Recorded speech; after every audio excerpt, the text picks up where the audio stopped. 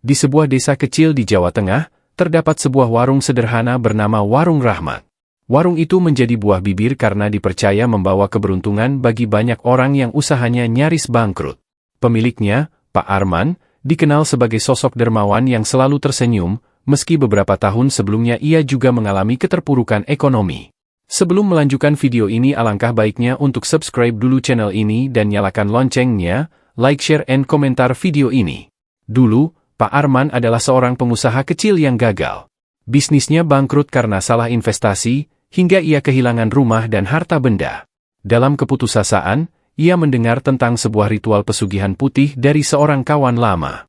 Berbeda dengan pesugihan hitam yang melibatkan tumbal dan praktik mistis yang menyeramkan, pesugihan putih ini disebut sebagai jalan spiritual untuk meraih keberkahan.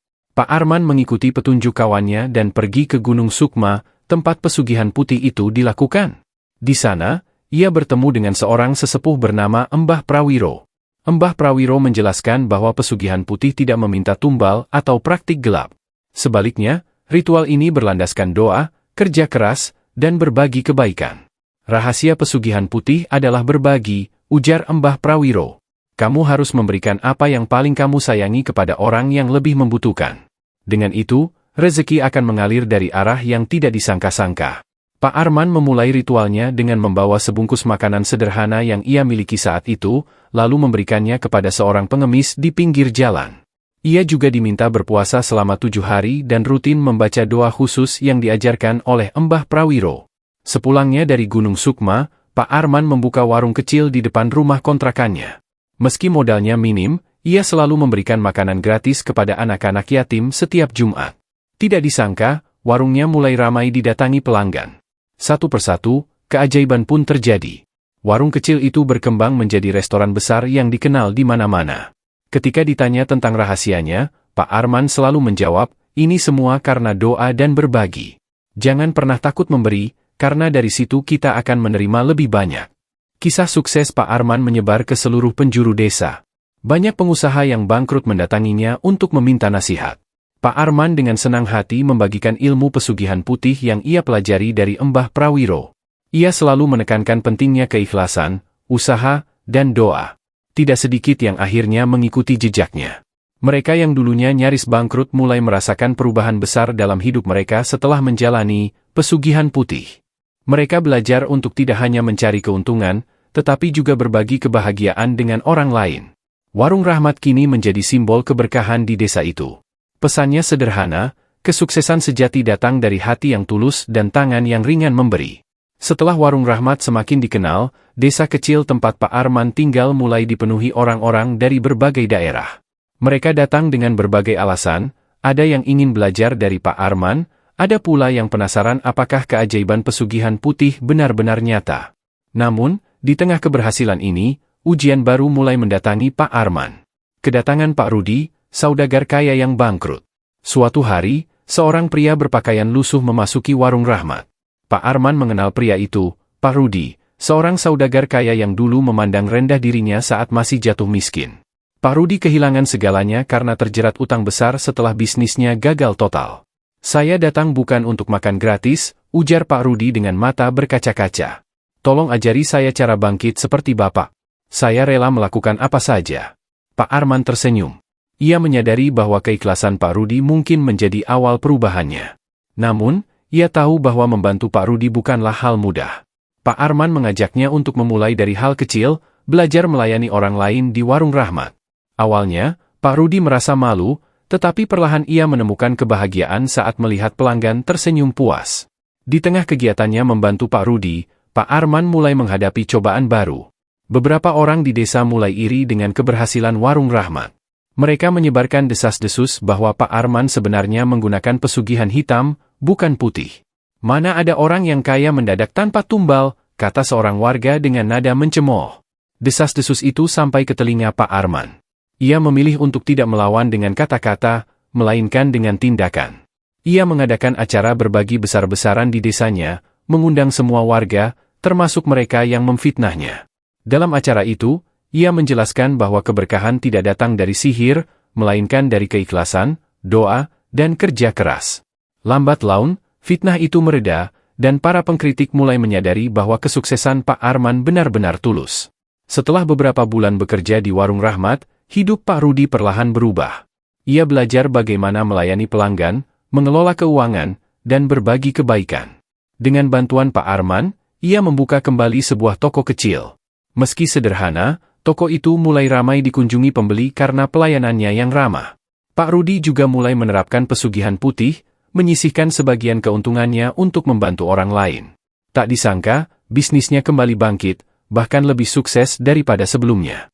Ia pun berterima kasih kepada Pak Arman. "Saya belajar bahwa memberi tidak mengurangi, justru menambah rezeki," ujar Pak Rudi dengan penuh rasa syukur. Kisah sukses Warung Rahmat dan mereka yang pernah dibantu Pak Arman terus menyebar. Desa kecil itu berubah menjadi pusat kebangkitan ekonomi berbasis kebaikan. Banyak pengusaha baru yang datang untuk belajar, bukan hanya tentang bisnis, tetapi juga tentang berbagi. Pak Arman tidak pernah menyimpan rahasianya sendiri. Ia mendirikan sebuah lembaga kecil bernama Yayasan Rahmat Berkah untuk mengajarkan prinsip pesugihan putih kepada siapa saja yang membutuhkan.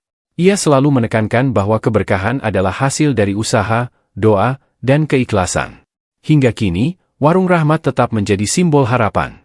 Pak Arman meyakini bahwa selama manusia percaya pada kebaikan, keajaiban akan selalu ada. "Rezeki itu datang dari hati yang ringan memberi," katanya, sambil menyuguhkan makanan gratis kepada anak-anak yatim yang selalu menjadi tamu istimewa di warungnya. Kehidupan di desa semakin makmur berkat keberadaan Warung Rahmat. Namun, di tengah segala keberkahan itu, Pak Arman merasakan bahwa usahanya bukan sekadar tempat makan atau simbol kesuksesan. Ia merasa ada misi yang lebih besar yang harus ia emban. Suatu malam, Pak Arman bermimpi bertemu kembali dengan Mbah Prawiro, sang sesepuh yang pernah mengajarinya tentang pesugihan putih. Dalam mimpi itu, Mbah Prawiro memberikan pesan yang membuat Pak Arman merenung. "Arman, kau telah melakukan tugasmu dengan baik. Namun, ingatlah, setiap keberkahan yang besar akan selalu diuji. Di ujung jalan ini, kau akan dihadapkan pada pilihan besar, mempertahankan prinsip atau mengambil jalan pintas. Jangan biarkan kegelapan mengaburkan cahayamu." Pak Arman terbangun dengan keringat dingin. Ia tidak memahami sepenuhnya maksud dari mimpi itu, tetapi ia tahu bahwa sebuah ujian besar mungkin sedang menantinya. Beberapa minggu kemudian, seorang pria berpakaian necis bernama Pak Dimas datang ke Warung Rahmat. Ia mengaku sebagai pengusaha sukses dari kota besar dan tertarik bermitra dengan Pak Arman.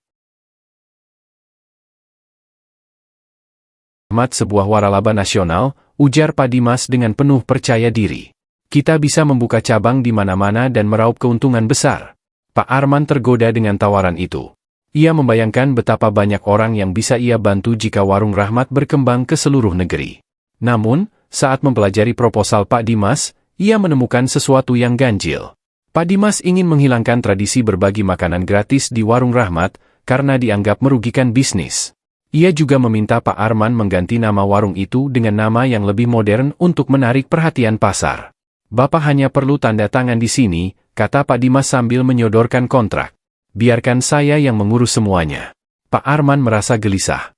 Ia teringat pesan Mbah Prawiro dalam mimpinya, mempertahankan prinsip atau mengambil jalan pintas.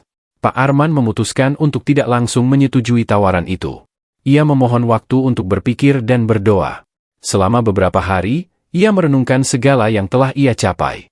Baginya, Warung Rahmat bukan sekadar bisnis, tetapi sebuah tempat yang membawa keberkahan bagi banyak orang. Dalam kebimbangannya, ia meminta nasihat dari orang-orang yang pernah dibantunya, termasuk Pak Rudi. "Pak Arman, saya hanya bisa berkata satu hal," ujar Pak Rudi. "Keajaiban Warung Rahmat ada karena prinsip yang Bapak pegang. Jika prinsip itu hilang, warung ini mungkin hanya akan menjadi warung biasa." Pak Arman pun memahami bahwa tawaran Pak Dimas adalah jalan pintas yang akan mengorbankan nilai-nilai yang selama ini ia pegang. Ia akhirnya memutuskan untuk menolak tawaran tersebut. Keputusan Pak Arman ternyata membawa hikmah besar. Kabar tentang penolakan Pak Arman terhadap tawaran besar itu menyebar luas. Banyak orang yang semakin menghormati prinsipnya.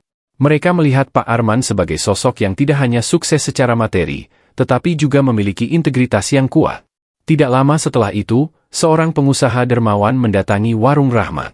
Ia terinspirasi oleh kisah Pak Arman dan menawarkan bantuan untuk mendirikan pusat pelatihan kewirausahaan berbasis nilai-nilai pesugihan putih. Pak Arman menerima tawaran itu dengan syarat semua pelatihan harus gratis untuk mereka yang benar-benar membutuhkan. Pusat pelatihan itu menjadi tonggak baru dalam perjalanan Warung Rahmat. Banyak pengusaha kecil yang bangkit dan meneruskan semangat berbagi di daerah mereka masing-masing. Pak Arman kini merasa bahwa misi hidupnya telah terpenuhi. Ia terus menjalankan Warung Rahmat dengan penuh keikhlasan, sambil membimbing generasi baru untuk menjadikan keberkahan sebagai landasan hidup. Di akhir hidupnya, Pak Arman dikenal sebagai Bapak Berkah, sosok yang membuktikan bahwa kebaikan dan keikhlasan adalah kunci sejati dari rezeki yang berlimpah. Warung Rahmat terus hidup sebagai simbol harapan, bahkan setelah kepergiannya, menyebarkan cahaya kebaikan ke seluruh penjuru negeri. Generasi baru dan warisan Pak Arman. Setelah kepergian Pak Arman, Warung Rahmat tidak kehilangan semangat yang ia tanamkan. Pusat pelatihan kewirausahaan yang ia dirikan terus melahirkan pengusaha-pengusaha baru yang sukses, tetapi tetap berlandaskan prinsip berbagi. Salah satu di antara mereka adalah Dinda, cucu Pak Arman yang mewarisi semangat kakeknya. Dinda, seorang lulusan perguruan tinggi dengan gelar di bidang manajemen bisnis, merasa terpanggil untuk melanjutkan warisan kakeknya. Dengan ide-ide segar, ia membawa Warung Rahmat ke era digital tanpa mengubah prinsip dasarnya. Dinda memanfaatkan teknologi untuk memperluas jangkauan Warung Rahmat. Ia menciptakan aplikasi bernama Rahmat Hub, sebuah platform yang memungkinkan orang-orang berbagi makanan dan donasi dengan mudah. Setiap transaksi di Warung Rahmat juga terintegrasi dengan aplikasi ini, di mana pelanggan bisa memilih untuk menyumbangkan sebagian kecil dari pembelian mereka untuk membantu yang membutuhkan. Aplikasi itu segera viral. Tidak hanya di desanya, tetapi di seluruh negeri. Banyak orang merasa terinspirasi oleh kisah Warung Rahmat dan mulai menggunakan aplikasi tersebut untuk berpartisipasi dalam gerakan berbagi. Namun, kesuksesan besar ini menarik perhatian kompetitor yang mencoba meniru konsep Warung Rahmat. Salah satunya adalah sebuah perusahaan besar yang meluncurkan aplikasi serupa dengan promosi besar-besaran, tetapi tanpa nilai berbagi yang sama. Perusahaan tersebut menawarkan diskon besar-besaran yang membuat banyak pelanggan mulai meninggalkan Warung Rahmat. Pendapatan menurun drastis, dan Dinda mulai merasa tertekan. Dalam keputusasaan, Dinda pergi ke Gunung Sukma, tempat kakeknya dulu mendapatkan inspirasi. Di sana, ia berdoa dengan sungguh-sungguh, meminta petunjuk. Dalam keheningan, ia merasa mendengar suara hati yang mengatakan, "Jangan khawatir tentang apa yang hilang. Fokuslah pada apa yang bisa kau berikan. Cahaya yang tulus tidak akan pernah padam, meski ditiup angin kencang." Dinda kembali dengan semangat baru.